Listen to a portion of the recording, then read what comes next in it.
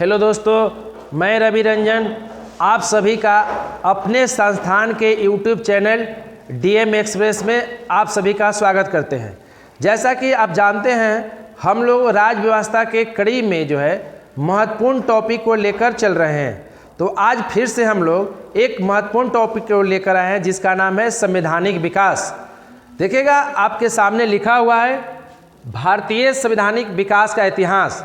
इसमें हम लोग आज पढ़ने जा रहे हैं 1773 का रेगुलेटिंग एक्ट। जैसा कि आप जानते हैं, भारत पर यूरोपीय कंपनी का आगमन हुआ।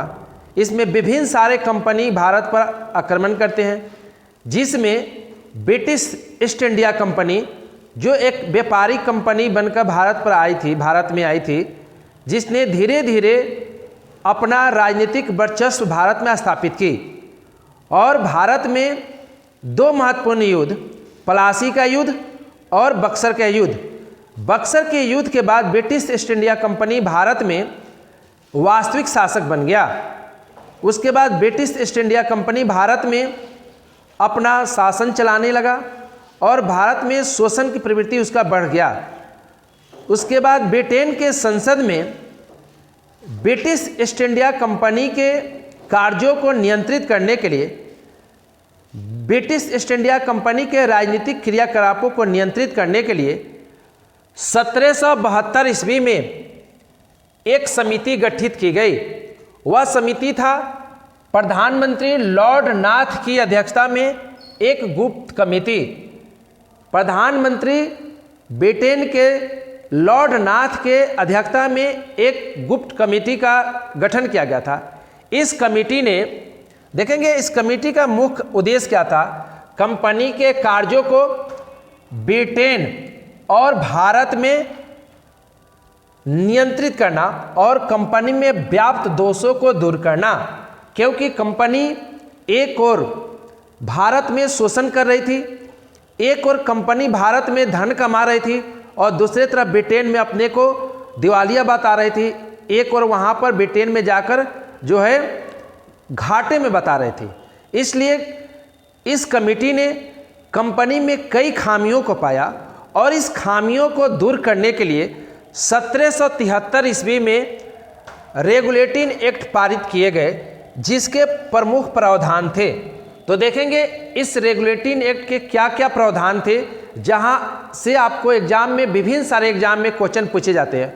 और साथ ही साथ अब देखेंगे बीपीएससी में शॉर्ट नोट्स भी पूछे जा रहे हैं, जहां से आपको क्वेश्चन एग्जाम में पूछे जा रहे हैं, जहां पर शॉर्ट नोट्स लिखने को होता है। जैसे देखते होंगे, इस बार 69 बीपीएससी में मेंस में 1892 के अधिनियम के विषय में पूछा गया था। पिछले बार 68 बीपीएससी में 1858 के अधिनियम के विषय में पूछा गया था। हो सकता है आने वाले समय में 1773 भी पूछ ली जाए। तो देखेंगे इसमें क्या क्या प्रावधान किए गए थे। देखेंगे, पहला प्रावधान है प्रशासन के समस्त कार्य गवर्नर जनरल के द्वारा किया जाएगा। देखेंगे इस अधिनियम में प्रावधान किया गया कि भारत में प्रशासन के समस्त कार्य गवर्नर जनरल के माध्यम से किए जाएंगे। इस परिषद में 4 सदस्य होंगे, अर्थात 1773 के रेगुलेटिंग एक्ट के द्वारा भारत में 4 सदस्यीय परिषद का गठन किया गया और उसमें गवर्नर जनरल के माध्यम से उसे संचालित करने का प्रावधान किया गया। देखेंगे दूसरा प्रावधान है, इस अधिनियम के द्वारा बंगाल प्रेसिडेंसी के गवर्नर को गवर्नर जनरल कहा जाने लगा। देखेंगे 1773 के पहले बंगाल प्रेसिडेंसी अर्थात बंगाल प्रांत के गवर्नर हुआ करते थे, जिसका नाम बदलकर अब गवर्नर जनरल कहा जाने लगा। देखेंगे क्वेश्चन पूछता है बंगाल के प्रथम गवर्नर जनरल कौन थे? तो देखेंगे वारिंग हेस्टिंग्स, ध्यान में रखेंगे, इसे लिख लेंगे। वारिंग हेस्टिंग्स बंगाल के प्रथम गवर्नर जनरल बने। तो 1773 के रेगुलेटिंग के द्वारा बंगाल के गवर्नर को गवर्नर जनरल कहा जाने लगा और बंगाल के प्रथम गवर्नर जनरल कौन बने? वारिंग हेस्टिंग्स। आइए अगले प्रावधान को देखते हैं।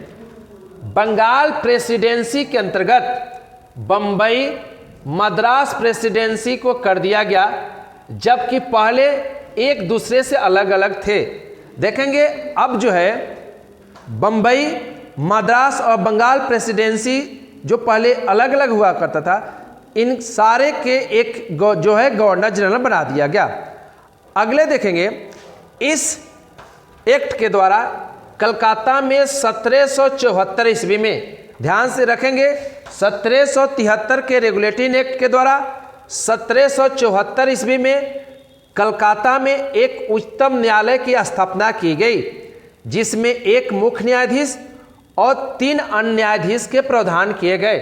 तो देखेंगे कलकत्ता में जो सुप्रीम कोर्ट की स्थापना किए गए, उसके मुख्य न्यायाधीश थे सर एलिजा इम्पे। नोट करेंगे, sir Elijah Impey. Sir Elijah Impey Calcutta में स्थापित उच्चतम न्यायालय के मुख्य न्यायाधीश थे और 3 अन्य न्यायाधीश थे।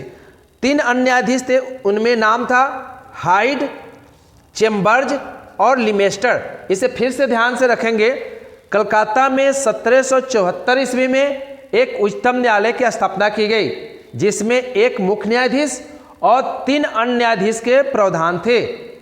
सर एलिजा इम्पे को कलकत्ता सुप्रीम कोर्ट के मुख्य न्यायाधीश नियुक्त किया गया।